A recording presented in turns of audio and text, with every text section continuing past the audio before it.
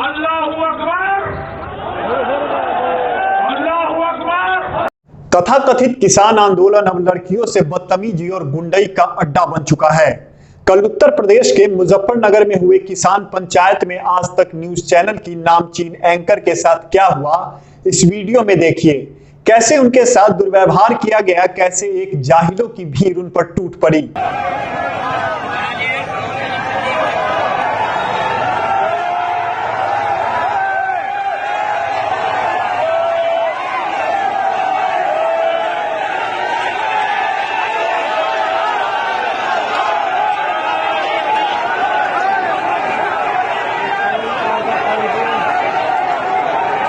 ये चित्रा त्रिपाठी हैं।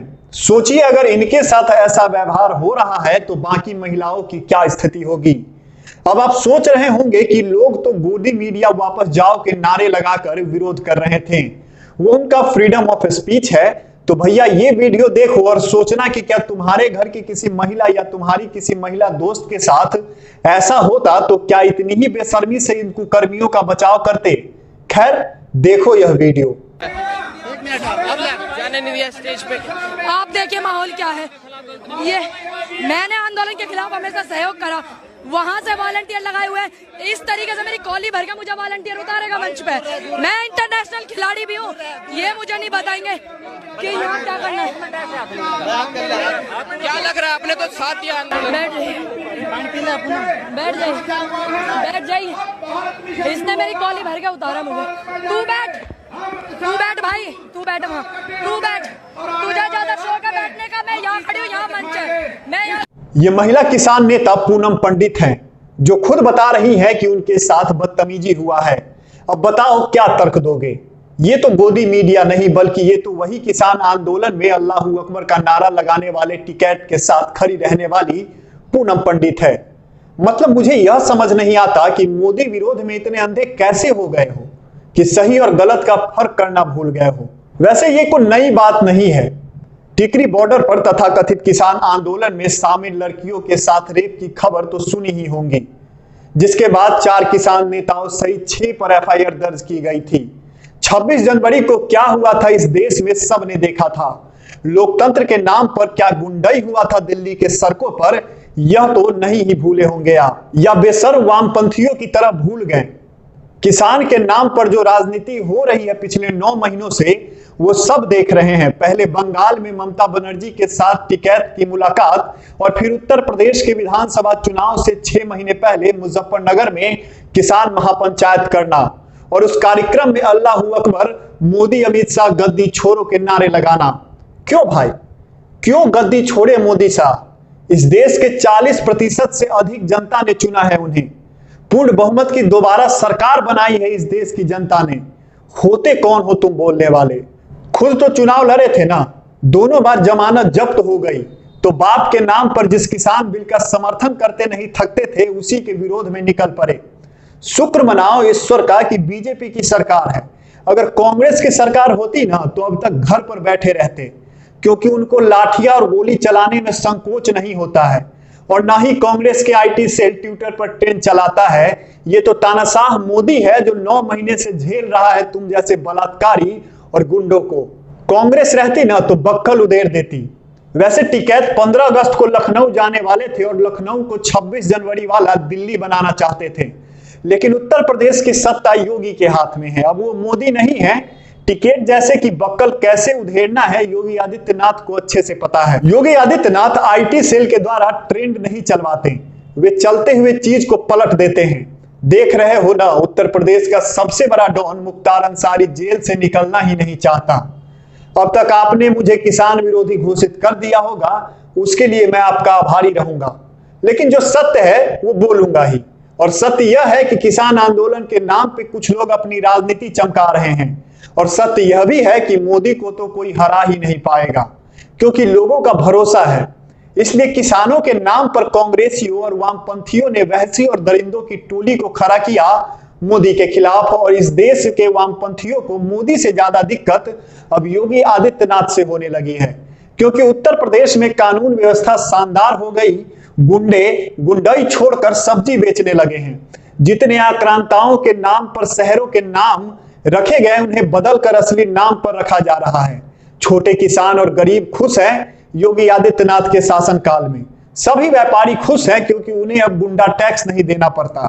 योगी आदित्यनाथ से दिक्कत इसलिए क्योंकि वो काशी, मथुरा, अयोध्या को वही पुरानी अस्मिता लौटा रहे हैं और इससे सांप लौट रहा है इन वामपंथियों के सीने पर। इसलिए कुछ भी हो जाए योगी को हराना है। अब आप ही सोचिए कि एक किसान आंदोलन में अल्लाह अकबर के नारे क्यों लगवाए गए। अब आप बोलेंगे कि सेकुलर देश है, तुम्हें क्या दिक्कत है? मुझे कोई दिक्कत नहीं। मुस्लिम लगाए अल्लाह अकबर का नारा, ये उनकी धार्मिक आजादी है और जो बस इसी देश में मिल सकती है। लेकिन क्या पंचर पुत्र शर्जील इमाम क्या कभी हर हर महादेव का नारा लगाएगा? वहां कहां चले जाता है सेकुलरिज्म? राकेश टिकैत एकता की खातिर अल्लाह अकबर का नारा लगा लिए। अब टिकैत की जिम्मेदारी बनती है कि मुस्लिम नेताओं से मंच से हर हर महादेव का नारा लगवाएं, वंदे मातरम गवाएं। एकता का सारा ठेका एक पक्ष का ही है क्या? टिकैत द्वारा एक मजहबी नारे लगाने का तात्पर्य यह भी है कि अब भीड़ में नकली पगड़ी वाले और ट्रैक्टर पर डीजे बांधे खलिहर लौंडे आ नहीं रहे। 26 जनवरी के बाद नचनिया गवैया समुदाय भी साथ छोड़ गया। इसीलिए पेट्रोल वैज्ञानिकों का आह्वान किया जा रहा है कि आओ ना please bro, hey bro please. पता है ये योगी को इसलिए हराना चाहते हैं क्योंकि पिछले 5 वर्षों में एक भी दंगा उत्तर प्रदेश में नहीं हुआ है। लेकिन उसी मुजफ्फरनगर में अखिलेश यादव की सरकार में भयंकर दंगा हुआ था। तब कहां थे ये टिकैत और वामपंथी लंपट? ये योगी आदित्यनाथ को इसलिए हराना चाहते हैं क्योंकि अब महिलाएं रात में बेखौफ निकल सकती हैं और ये इन लोगों को हजम नहीं हो रहा। इन लोगों को यह हजम नहीं हो रहा कि आज उत्तर प्रदेश में गुंडे या तो जेल में हैं या सब्जी बेच रहे हैं या सीधा ऊपर। देखिए बात साफ है, राकेश टिकैत अब केजरीवाल बनना चाहते हैं क्योंकि कल हुए किसान महापंचायत में किसानों के हित में कोई बात नहीं हुई। बात क्या हुई?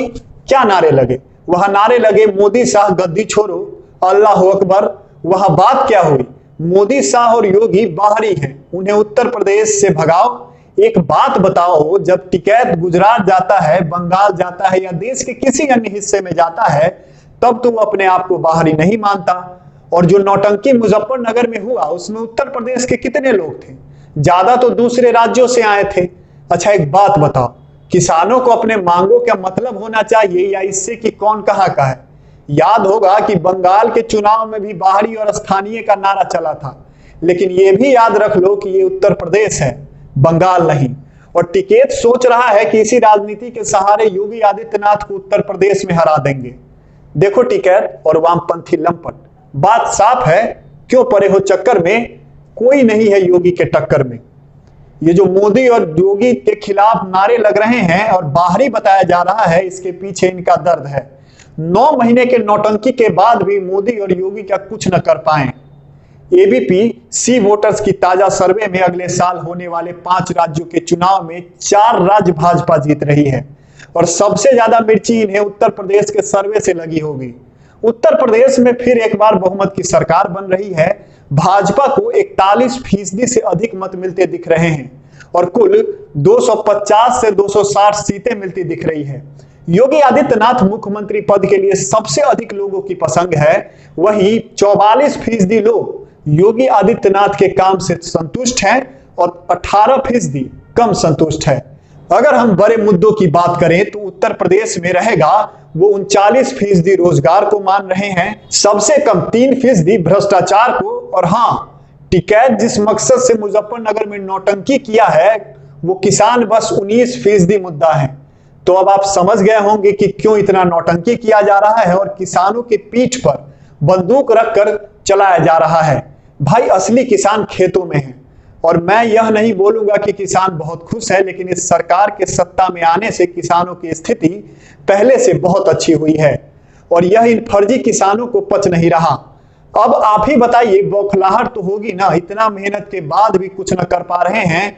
पता न जिसके पैसे पर पिछले 9 महीने से जो नौटंकी कर रहे हैं उनको क्या जवाब देंगे। हालांकि आपकी क्या राय है जरूर बताइएगा और इस वीडियो को शेयर कर दो ताकि और लोग भी जाने इन फर्जी किसानों की असलियत को। और हाँ, चैनल को जरूर सब्सक्राइब कीजिएगा और यह वीडियो अगर आपको अच्छी लगे तो लाइक जरूर कीजिएगा। बहुत बहुत धन्यवाद।